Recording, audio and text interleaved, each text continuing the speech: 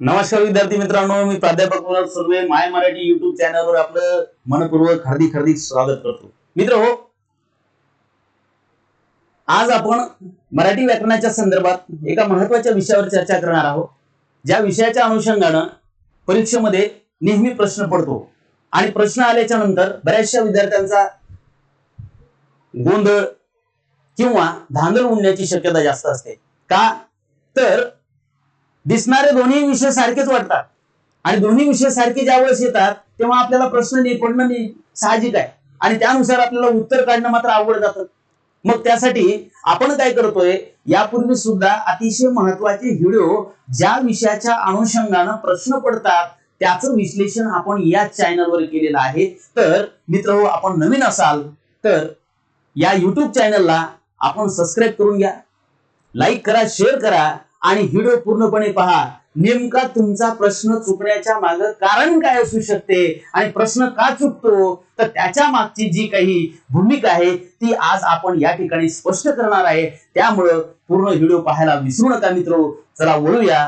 पण नवीन असाल तर माय मराठी प्रबोधिनी या चॅनलवर या, चॅनलला सबस्क्राईब करा, लाईक करा, शेअर करा. चला पुढे निघूया.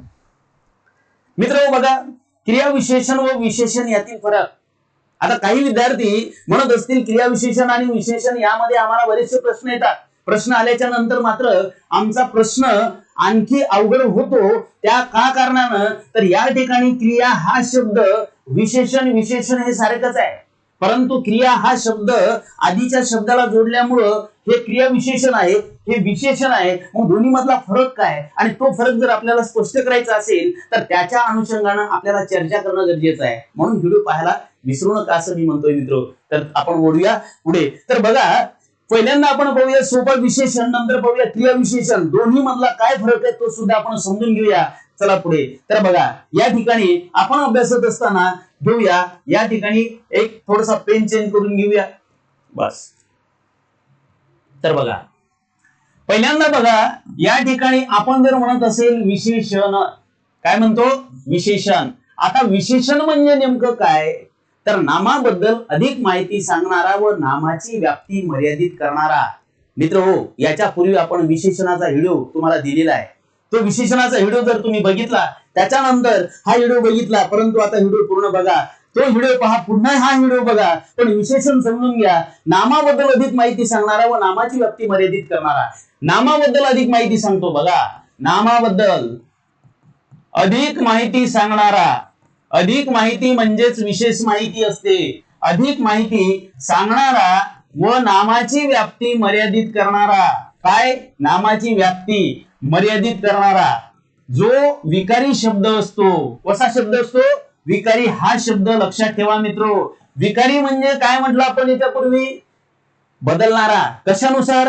लिंग, वचन व विभक्तीनुसार बदलणारा. मग लिंग, वचन, विभक्तीनुसार जो बदलणारा असतो आणि नामाबद्दल अधिक माहिती सांगतो त्यालाच इथं आपण विशेषण असं म्हणतो. काय म्हणतो? विशेषण असं म्हणतो.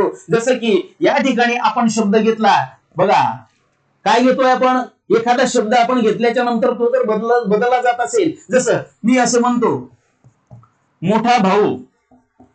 आता लक्षात घ्या, कोणता भाऊ आहे? मोठा भाऊ आहे. म्हणजेच मोठा हा शब्द भावाबद्दल अधिक माहिती सांगतो. म्हणजेच भाऊ हे काय वाक्यात? तर ते हे नाम. काय मित्र?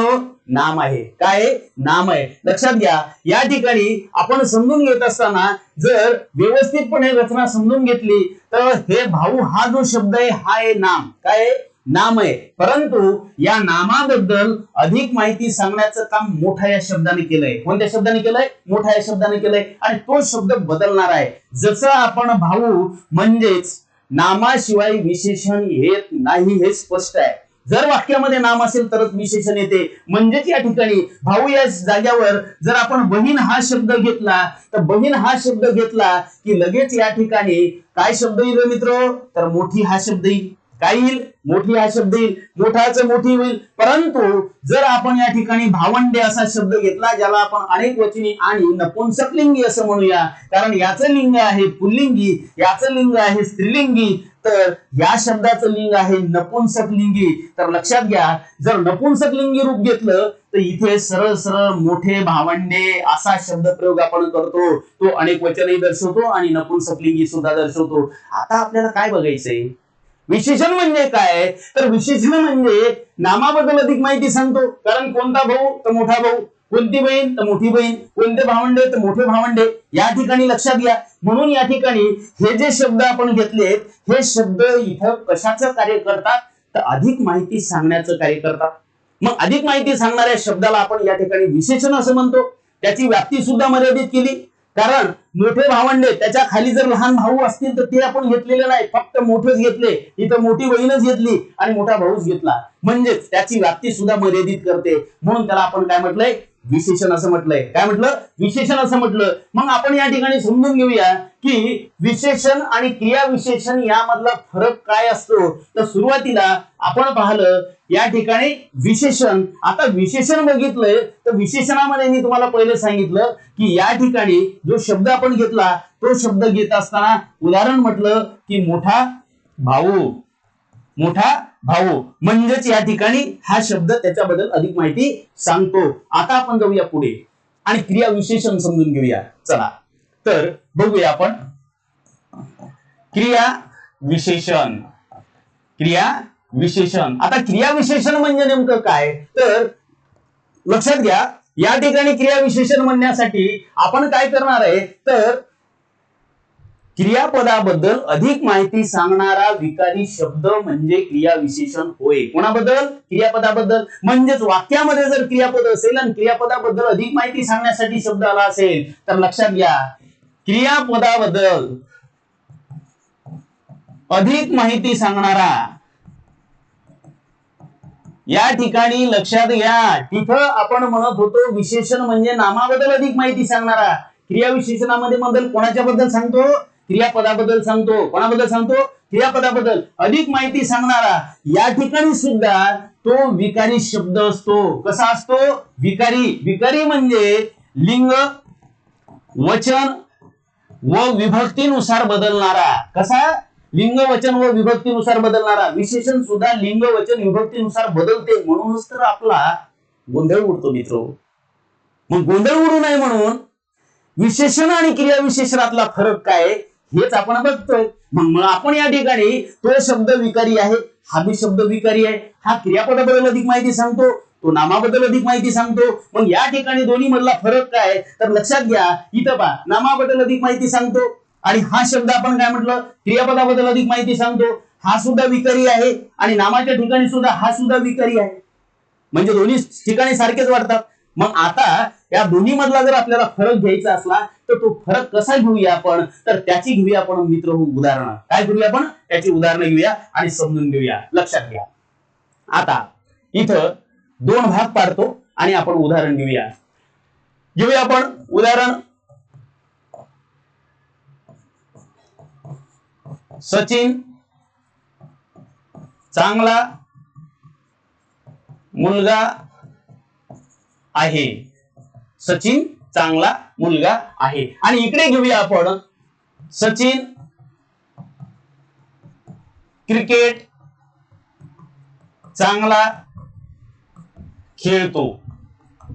मित्रांनो लक्षात घ्या, सचिन चांगला मुलगा आहे, सचिन क्रिकेट चांगला खेळतो. या ठिकाणी जो शब्द विशेषणाचं कार्य करतो तो शब्द पहिल्यांदा आपण घेऊया, कारण दोन्ही ठिकाणी विशेषण आहे. या ठिकाणी सचिन चांगला मुलगा आहे, चांगला हा शब्द या ठिकाणी विकारी आहे. जर आपण या ठिकाणी सचिनच्या जागी जर म्हटलं असतं साक्षी चांगली मुलगी आहे असं म्हणता आलं असतं, म्हणजेच चांगला हा जो शब्द आहे हा शब्द या ठिकाणी आपल्याला काय करतो रे मित्र, तर तो शब्द आपल्याला या ठिकाणी विशेषणाचं कार्य करतो. अधिक माहिती सांगतो. कोणाबद्दल सांगतो, मुलाबद्दल अधिक माहिती सांगतो. कोण चांगला आहे, तर मुलगा चांगला आहे. म्हणजेच चांगला हा शब्द मुलाबद्दल अधिक माहिती सांगतो. जर इथं साक्षी घेतलं असतं तर या ठिकाणी आलं असतं चांगली मुलगी आहे, म्हणजेच बदल झाला असता. म्हणजेच हा मुलगा वाक्यामध्ये नाम आहे आणि नामाबद्दल अधिक माहिती सांगणाऱ्या शब्दाला यापूर्वी आपण काय म्हटलं, तर विशेषण म्हटलं. काय म्हटलं मित्र? तर विशेषण म्हटलं. म्हणून याला म्हणूया विशेषण, कारण तो नामाबद्दल अधिक माहिती सांगतो म्हणून त्याला विशेषण असं म्हणूया. आता हेच वाक्य इकडे थोडंसं बदलून घेतलं, पण सचिन वाक्यातलाच करता ठेवला. सचिन क्रिकेट चांगला खेळतो. आता या ठिकाणी आलेला चांगला हा शब्द इथे सुद्धा विशेषणाचंच कार्य करतोय. कशाचं कार्य करतो? विशेषणाचंच कार्य करतो. सचिन क्रिकेट चांगला खेळतो, परंतु चांगला हा शब्द या ठिकाणी पुन्हा आपण जर म्हटलं असतं की मीनाक्षी, आता साक्षीच्या जागी मीनाक्षी घेतली आपण, मीनाक्षी क्रिकेट या ठिकाणी शब्दाला असता चांगली खेळते. लक्षात घ्या, हा सुद्धा शब्द कसा आहे? बदलणार आहे. म्हणजेच हे शब्द येतं विकारी, आणि हा इथलाही शब्द कसा होता? हा शब्द होता विकारी. लक्षात घ्या, दोन्ही ठिकाणी एकच शब्द आहे, पण एक शब्द नामाबद्दल अधिक माहिती सांगतो. आता हा शब्द नामाबद्दल अधिक माहिती सांगतो का? बघा, तर बघा, सचिन क्रिकेट चांगला खेळतो. सचिन बद्दल हा ठिकाणी या ठिकाणी आलेला मुलाबद्दल आलेला शब्द होता, पण इथे मात्र खेळण्याबद्दल अधिक माहिती सांगतोय. कोणाबद्दल माहिती सांगतोय? खेळण्याबद्दल. सचिन कसा खेळतोय? चांगला खेळतोय. आणि ज्यावेळेस कसा, कुठे, केव्हा असे प्रश्न क्रियापदाला तुम्ही विचारा, वाक्यातलं तुम्हाला क्रियाविशेषण भेटते. काय भेटते? क्रियाविशेषण भेटते. म्हणजे सचिन क्रिकेट चांगला खेळतो, या ठिकाणी चांगला हा शब्द क्रियापदाबद्दल आलेला आहे. कशाबद्दल आला? क्रियापदाबद्दल. मग जेव्हा क्रियापदाबद्दल येते तेव्हा त्याला आपण क्रियाविशेषण असे म्हणतो. काय म्हणतो? क्रियाविशेषण असे म्हणतो. म्हणून हे वाक्य क्रियाविशेषणाचं आहे. जेव्हा एखादं विशेषण क्रियापदाबद्दल अधिक माहिती सांगते तेव्हा त्याला म्हणायचं क्रियाविशेषण, आणि जेव्हा एखादं विशेषण हे नामाबद्दल अधिक माहिती सांगते तेव्हा त्याला फक्त म्हणायचं विशेषण. हा दोन्ही मधला मित्र फरक आहे. पण आणखी तुम्हाला सविस्तरपणे जर शिकायचंच असेल तर आपले मोठे व्हिडिओ पाहणं तुम्हाला गरजेचं आहे. आणि आतापर्यंत जे विद्यार्थ्यांनी चॅनलला सबस्क्राईब केलं नसेल तर सबस्क्राईब करून घ्या. मागचे व्हिडिओ सगळे विद्यार्थी बघा आणि आपलं मराठी व्याकरण अगदी सुलभ करून घ्या आणि पैकीच्या पैकी मार्क मिळवा. भेटूया आपण पुन्हा नवीन एखादा व्हिडिओ घेऊन. धन्यवाद.